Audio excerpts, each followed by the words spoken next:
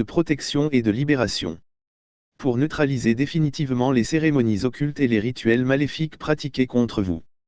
Avec cette neuvaine, les chrétiens sincères et persécutés par les mauvais sorts, que leurs ennemis leur jettent avec acharnement, seront protégés définitivement contre d'autres mauvais sorts, ainsi que leurs familles et tous les autres chrétiens sincères qui l'incluront dans leurs prières. Plus personne ne pourra leur nuire. Seigneur Jésus-Christ, en ton nom et par ton précieux sang, je place sous ton autorité toutes les personnes qui depuis un certain temps, par jalousie, envie ou méchanceté, font des cérémonies occultes dédiées à Satan. Pour nuire à moi-même ton serviteur, dire votre nom, ainsi qu'à des membres de ma famille, à mes amis ou relations, dire leur nom, et s'il y a lieu. Afin d'obtenir en échange de Satan des pouvoirs spirituels, le succès, la richesse et la réussite matérielle. Considère au Seigneur leurs intentions d'attirer sur nous le malheur, de provoquer dans notre vie la maladie, la division, la ruine financière, le blocage de nos activités, de notre vie affective ou de nous donner la mort.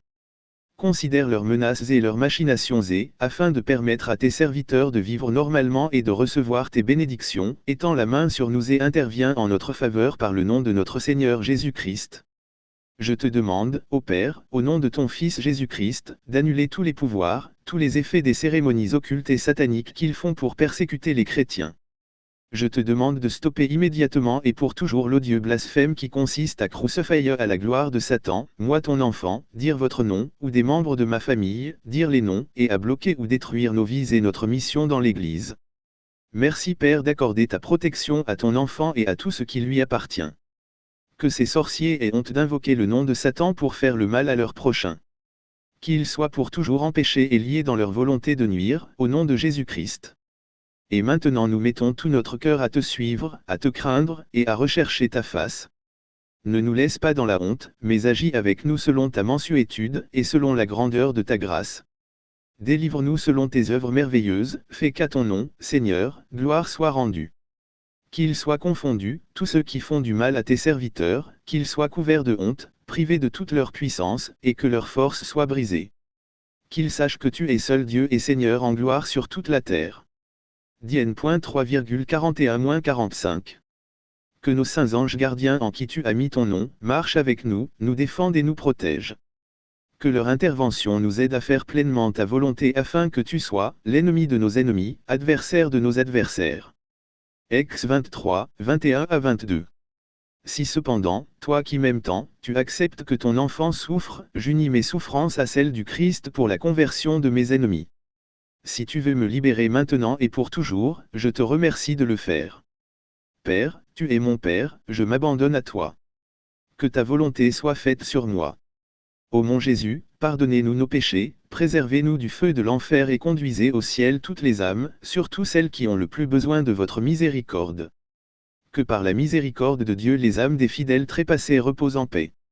Je te demande aussi de me restaurer dans ma dignité d'enfant de Dieu en réparant par les mérites de ton sacré cœur tout le mal que l'on m'a fait par sorcellerie, envoûtement et magie. Merci Seigneur Jésus-Christ pour ton amour, ta miséricorde et ta victoire. Amen. Conclure par un Notre Père, un Je vous salue Marie, et un Gloire au Père. Ajoutez les litanies de la Vierge Marie ou, à défaut, une dizaine de chapelets et le chapelet de réparation. Le charme des pierres consacrées ! Trouver une pierre trouée est le signe particulier que vous êtes dans les grâces de Diane. Celui à qui cela arrive, doit prendre la pierre dans sa main et répéter le texte ci-après, après avoir procédé à la cérémonie prescrite. Invocation de la pierre sacrée, j'ai trouvé une pierre trouvée par terre. Ô destin! Je te remercie pour cette heureuse trouvaille, mes remerciements vont aussi à l'Esprit qui me l'a offerte sur cette route, qu'il me veuille du bien et m'apporte le bonheur. Aux premières lueurs du jour je me lèverai et traverserai des vallées agréables par monts et par vaux cherchant le bonheur pendant que je marche, cherchant la douce odeur de la rue et de la verveine car à nous tous elles apportent le bonheur. Précautionneusement je les porte sur mon sein afin que personne ne le sache car c'est une chose secrète en vérité, et sacrée aussi, et je prononce ce charme, ô verveine. Agis pour notre bien, et que ta bénédiction soit sur les sorcières ou les elfes qui t'ont donné à moi. C'est Diane qui est venue à moi, cette nuit, dans un rêve, et qui m'a dit, si tu veux tenir éloignées toutes les personnes malfaisantes, alors garde bien la verveine et la rue à ton côté, grande Diane, toi qui es la reine des cieux et de la terre, et de tout le monde inférieur, oui toi qui es celle qui protège tous les malheureux des voleurs et des meurtriers, et aussi les femmes qui mènent une mauvaise vie, et pourtant tu sais qu'elles ne sont pas mauvaises, toi Diane, tu as malgré tout apporté un peu de joie dans leur vie. Mais en vérité je vais te conjurer, de telle sorte que tu ne trouves ni paix ni joie, car tu souffriras à jamais, jusqu'à ce que tu m'octroies ce que je te demande du plus profond de ma foi.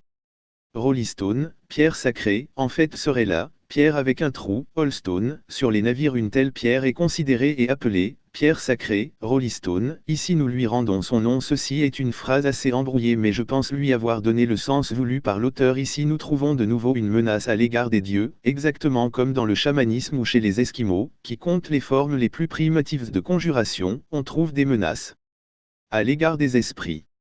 Vous en trouverez aussi des traces chez les catholiques romains les plus radicaux. Lorsqu'il y a quelques années, dans une ville romaine, Saint Bruno n'a pas donné suite aux prières des fidèles, ils ont saisi sa statue et l'ont trempée dans le fleuve, tête en bas. Aussitôt après cela il se mit à pleuvoir et le saint fut remis, avec dévotion, à sa place dans l'église.